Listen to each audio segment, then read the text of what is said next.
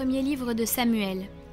En ces jours-là, au retour de l'armée, lorsque David revint après avoir tué le Philistin, les femmes sortirent de toutes les villes d'Israël à la rencontre du roi Saül, pour chanter et danser au son des tambourins, des cris de joie et des cymbales. Les femmes dansaient en se renvoyant ce refrain. Saül a tué ses milliers, et David ses dizaines de milliers. Saül le prit très mal et fut très irrité. Il disait « À David on attribue les dizaines de milliers et à moi les milliers. Il ne lui manque plus que la royauté. » Depuis ce jour-là, Saül regardait David avec méfiance. Saül dit à son fils Jonathan et à tous ses serviteurs son intention de faire mourir David. Mais Jonathan, le fils de Saül, aimait beaucoup David, et il alla le prévenir. « Mon père Saül cherche à te faire mourir. Demain matin, sois sur tes gardes. Mets-toi à l'abri et dissimule-toi. Moi, je sortirai et je me tiendrai à côté de mon père dans le champ où tu seras. Je parlerai de toi à mon père, je verrai ce qu'il en est, et je te le ferai savoir. » Jonathan fit à son père, Saül, l'éloge de David. Il dit « Que le roi ne commette pas de faute contre son serviteur David, car lui n'a commis aucune faute envers toi. Au contraire, ses exploits sont une très bonne chose pour toi. Il a risqué sa vie, il a frappé à mort Goliath le Philistin, et le Seigneur a donné une grande victoire à tout Israël. Tu l'as vu, et tu en as été heureux. Pourquoi donc commettre une faute contre la vie d'un innocent en faisant mourir David sans motif ?» Saül écouta Jonathan et fit ce serment. « Par le Seigneur vivant, il ne sera pas mis à mort. » Alors Jonathan appela David et lui répéta tout ce que le roi avait dit.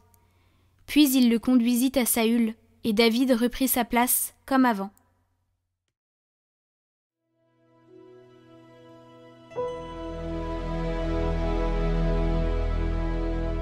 Sur Dieu je prends appui, plus rien ne me fait peur. Pitié, mon Dieu, des hommes s'acharnent contre moi. Tout le jour, ils me combattent, ils me harcèlent, ils s'acharnent, ils me guettent tout le jour. Mais là-haut, une armée combat pour moi. Toi qui comptes mes pas vagabonds, recueille en tes outres mes larmes. Le jour où j'appellerai, mes ennemis reculeront. Je le sais, Dieu est pour moi. Sur Dieu dont j'exalte la parole, sur Dieu je prends appui. Plus rien ne me fait peur. Que peuvent sur moi des humains ? Mon Dieu, je tiendrai ma promesse.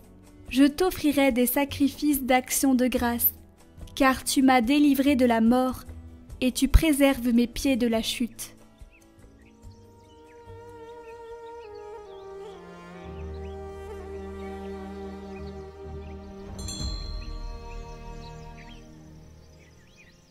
Évangile de Jésus-Christ selon saint Marc.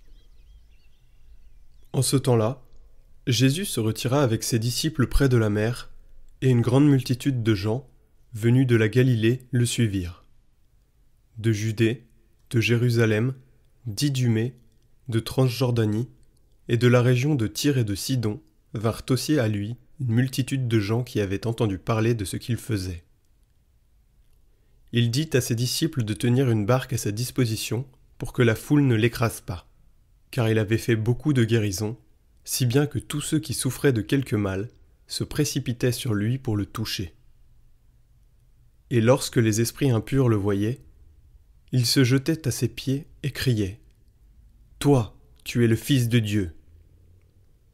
Mais il leur défendait vivement de le faire connaître.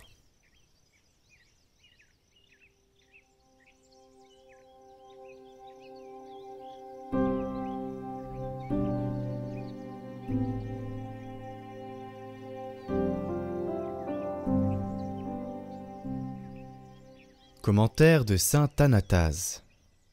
Tous ceux qui souffraient de quelque mal se précipitaient sur lui pour le toucher.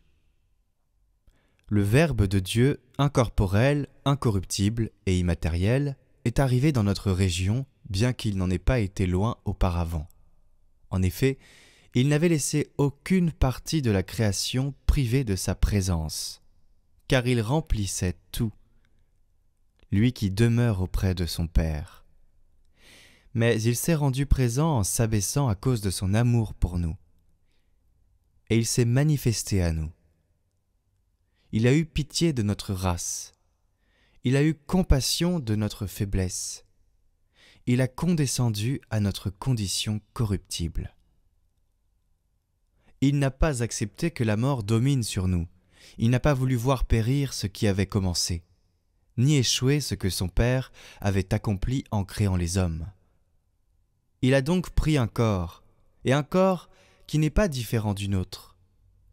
Dans le sein de la Vierge, il a construit pour lui-même le temple de son corps. Il en a fait son instrument adapté pour se faire connaître et pour y demeurer. Alors, après avoir pris parmi nos corps un corps de même espèce, comme nous sommes tous soumis à la corruption de la mort, il l'a livré à la mort pour nous tous, et l'a offert à son Père.